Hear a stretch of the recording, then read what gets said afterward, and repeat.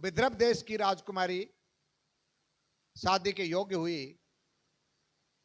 माता पिता ने उसकी शादी के लिए तैयारियां कर दी। बिटिया से पूछा तो बिटिया ने अपने भाव प्रकट किए अपनी मां के सामने और उसके पिता को बताया गया। स्वयंवर शुरू हुआ और स्वयंवर में देश देश के राजा आए। संतों महात्माओं और हंसों से जिस राजा की महिमा सुनी थी, जिसका यश सुना था, उसी का मैं वर्णन करूंगी, ऐसा लड़की ने मन में विचार किया। ये लड़की इतनी सुंदरी थी, इतनी शीलवान थी, इतनी गुणवती थी, इतनी सती थी कि इससे वर्णन करने के लिए देवता भी तरस रहे थे। देवता चाहते थे हम इससे शादी करें। लेकिन जब इस लड़की का मनोभाव देवताओं को पता चला तो देवताओं ने एक चालाकी करी। जिस लड़के से ये शादी करना चाहती थी उसी लड़के का रूप लेकर के देवता आ गए। पंडाल लगा हुआ था, देश देश के राजा बैठे हुए थे। इस लड़की के पिता ने घोषणा करवा दी, मेरी पुत्री जिसके गले में वरमाला डालेगी वो मेरे पुत्री का पति होगा।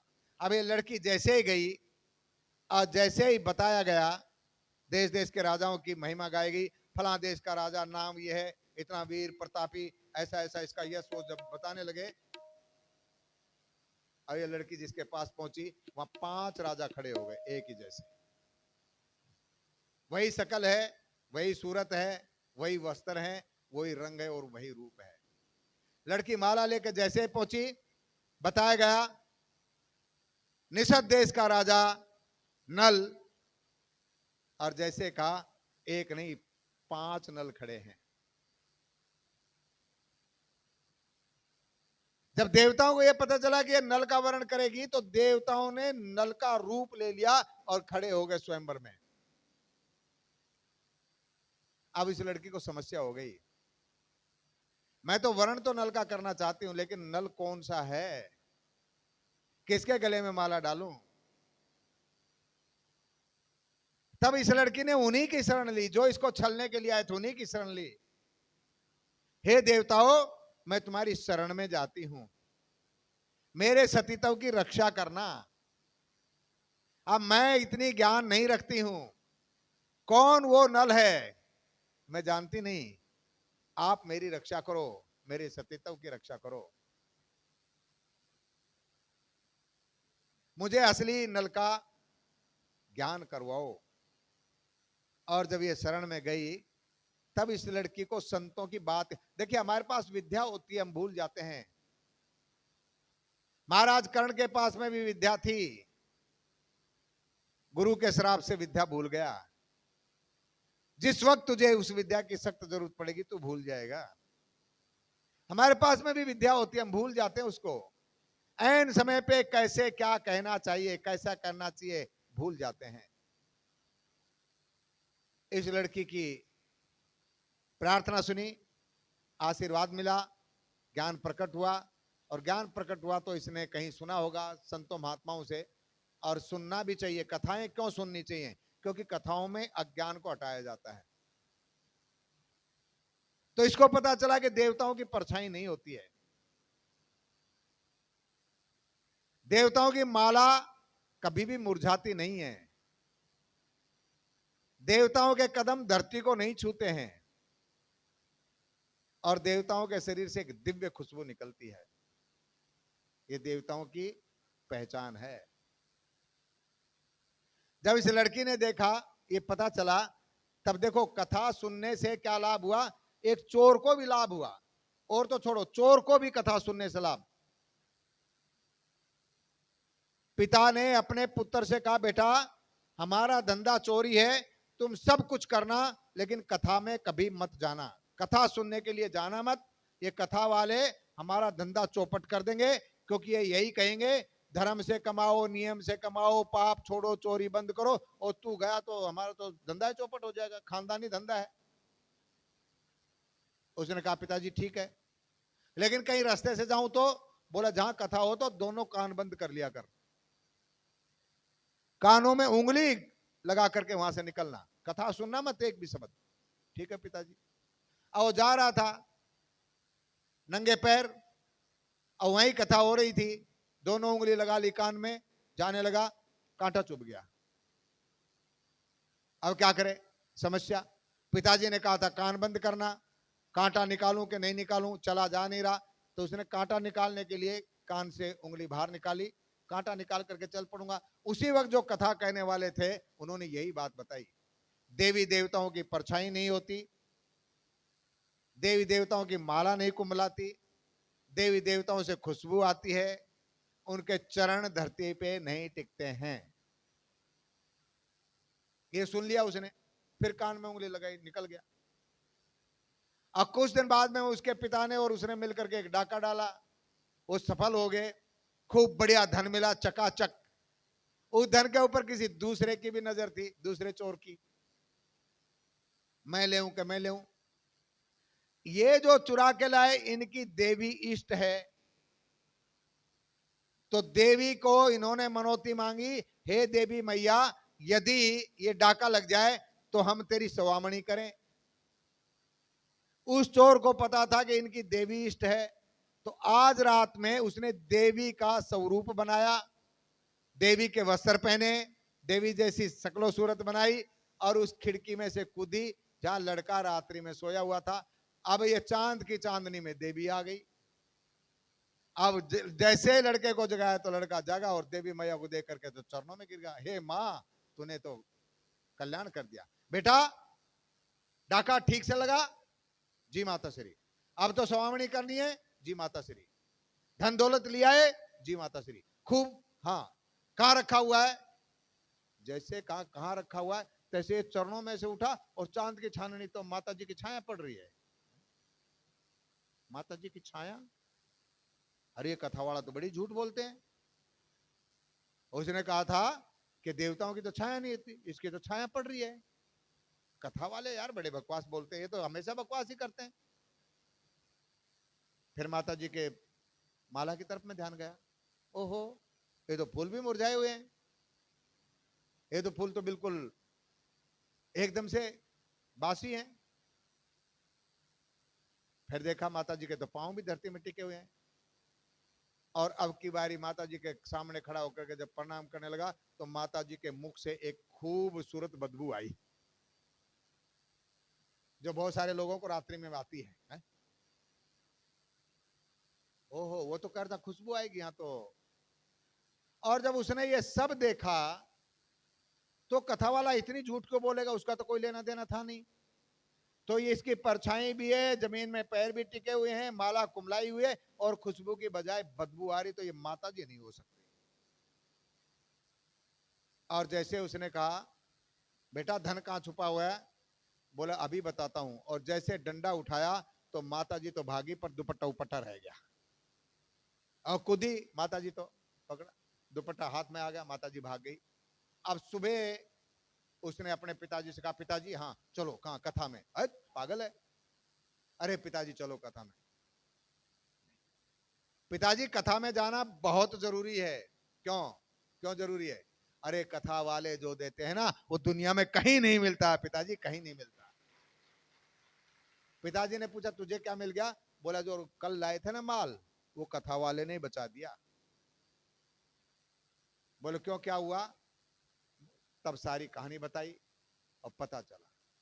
तो मेरे भाई बहन, संतों महात्माओं की संगति करनी चाहिए, कथा सुननी चाहिए। इस कन्या ने संतों से महात्माओं से कथा सुन करके और दिव्य दृष्टि से जो संतों महात्माओं ने बताया वो सुन करके इसको पता चला कि देवताओं और मनुष्य में ये भेद है। तो नल मनुष्य है और ये देवता है। तो इनमें से एक आदमी के पांव धरती में लगे हुए हैं, इसकी परछाई भी है, इसकी माला तो सुंदर है, यही नल होगा। और देवताओं को प्रणाम करके उसके गले में वरमाला डाल दे कि ये ले मैं तेरे गले। और यही देवता प्रसन्न होकर के उसको आशीर्वाद दिया, तो हमेशा सुखी रहना। स्वयंवर पूरा हुआ, देवता लोग निकल गए। उसी वक्त कलयुग आ रहा था, कलयुग चलता हुआ है। देवताओं से पूछा महाराज कहां से आ रहे हो? स्वयंवर से। अरे मैं भी स्वयंवर में जा रहा हूं, क्या करोगे? उस लड़की से शादी करूंगा, वो लड़की मुझे बहुत पसंद है। तब देवताओं ने कहा उसकी शादी तो हो गई। किससे? कलयुग से, उससे नल से। तब कलयुग को बड़ा गुस्सा आया। इसने नल से शादी करी, इस लड़की को मैं टके की 3 कर दूंगा। देखो दुनिया में आपके पास में कभी कभी आप कितने बड़े धर्मात्मा हैं तब भी पाप कर्म का प्रवेश हो जाता है। आपने किया कि नहीं किया तब भी वो आपको सताने के लिए आता है, आपको परेशान करने के लिए आता है। तो धैर्य को नहीं छोड़ना, क्योंकि संतों ने बताया हमारे यहां धीरज धर्म मित्र अरुणारी। तो धीरज और धर्म हमेशा आपत्ति में पहचाने जाते हैं, धैर्य को नहीं खोना। अब कलयुग राजा नल के पीछे लगा, ये कथा का सूत्र है, इसी को पकड़ना आप लोग। कलयुग राजा नल के पीछे लगा कि मैं इस नल को बर्बाद कर दूं, तो मैं समय का इंतजार करूं। इसको 12 बरस लगे कलयुग को, 12 बरस राजा नल की हर गतिविधि को देखता था। ये कब अपवित्र हो, किस वक्त ये पाप कर्म करे, उसी वक्त ये पाप कर्म करेगा और अपवित्र हो जाएगा, उसी वक्त मैं इसके ऊपर अधिकार जमा लूंगा। जैसे राजा परीक्षित के ऊपर कलयुग ने जमाया। राजा परीक्षित परम हैं, परम पवित्र हैं, संत हैं, भक्त हैं, और इनसे बड़ा भक्त कौन होगा? जिसके मां के गर्भ में जाकर के खुद भगवान ने जिसकी रक्षा की हो, उससे कौन बड़ा भगत होगा? बोलो।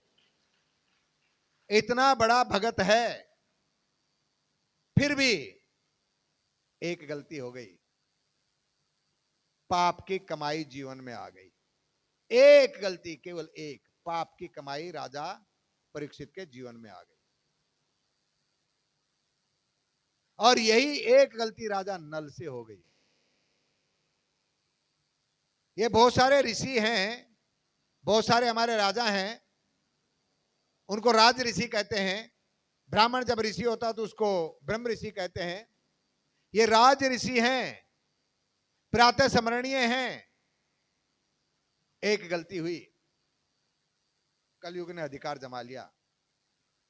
हम तो नित्य गलती करते हैं, हर कदम पे गलती करते हैं, कलयुग के खिलौने हो गए हैं। माया ने हम पे अधिकार जमा रखा है। तुलसी बाबा कहते हैं, माया विवश जग सकल गोसाई, ना चाही नर मरकट की नाही। ये पूरा का पूरा संसार माया के बस में बंदर की तरह नाचता है। हम पे अधिकार जमा रखा है। कलयुग ने हम पे बिल्कुल पंजा फंसा रखा है। जैसे चिड़िया बाज के पंजे में आती है, हम कलयुग के पंजे में ऐसे फंसे हुए हैं। अब वो बारी बारी से हम लोगों को खा रहा है। सावधान रहना है। और कुछ कर पाओ ना कर पाओ, आपसे कुछ हो ना हो, लेकिन नाम संकीर्तन को कभी भी बंद मत करना, चाहे आप कहीं भी हो, कहीं भी, किसी भी वक्त में, किसी भी स्थान में, किसी भी जगह में। आपको जिस भी देश में हो, जिस भी वेश में हो, जिस भी काल में हो, जिस भी हाल में हो, जिस भी रुपये में हो, जिस भी पैसे में हो, लाभ में हो कि हानि में हो, आप कैसे भी हो, लेकिन राधा रमन को कभी नहीं भूलना, कभी भी। भगवान श्री कृष्ण को कभी भी मत भूलना। यहां तक भी मैं कहता हूं, यदि इसमें कुछ पाप लगेगा तो उसका अधिकारी मैं, और पुण्य होगा तो आप।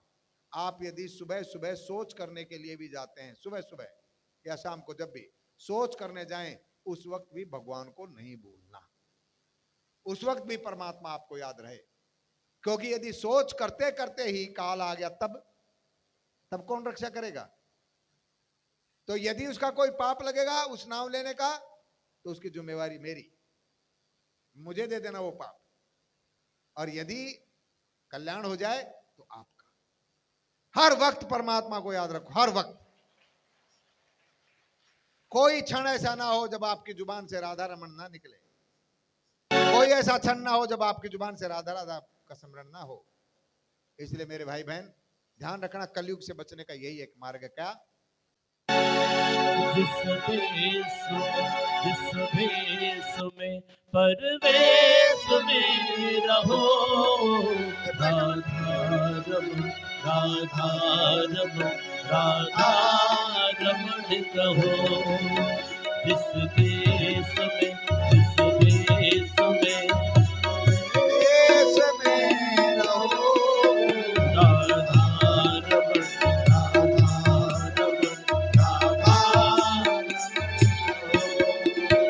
जिस देश में जिस भेष में परवेश में रहो, राधा रमण राधा रमण राधा रमण कहो।